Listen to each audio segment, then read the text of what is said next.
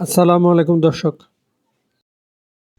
Malaysia যেতে না পারা 18,000 শ্রমিকের মধ্যে প্রথম ধাপে দেশটিতে প্রবেশের জন্য 7,964 জনকে যোগ্য হিসেবে নির্বাচিত করা হয়েছে।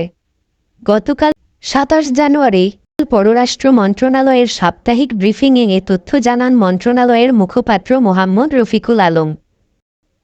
মুখপাত্র মোহাম্মদ রফিকুল আলম জানান, গত বছর 5ই ডিসেম্বর মালয়েশিয়ায় নিযুক্ত বাংলাদেশের হাইকমিশনার দেশটির স্বরাষ্ট্রমন্ত্রী সাইফুদ্দিন নাসিরুদ্দিন ইসমাইলের সঙ্গে তার দপ্তরে সাক্ষাৎ করেন।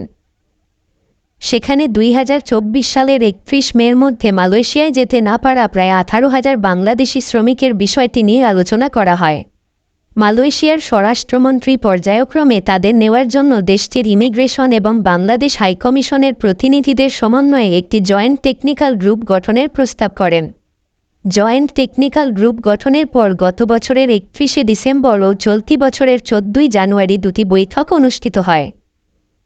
বৈঠকে বাংলাদেশের পক্ষ থেকে 17,000-এর বেশি শ্রমিকদের তালিকা মালয়েশিয়ার স্টেকহোল্ডারদের সঙ্গে তথ্য যাচাই করে প্রাথমিকভাবে 7,964 জন শ্রমিকের একটি তালিকা সম্পর্কে অবহিত করেছে, যাদের প্রথম ধাপে মালয়েশিয়া প্রবেশের জন্য যোগ্য হিসেবে চিহ্নিত করা হয়েছে।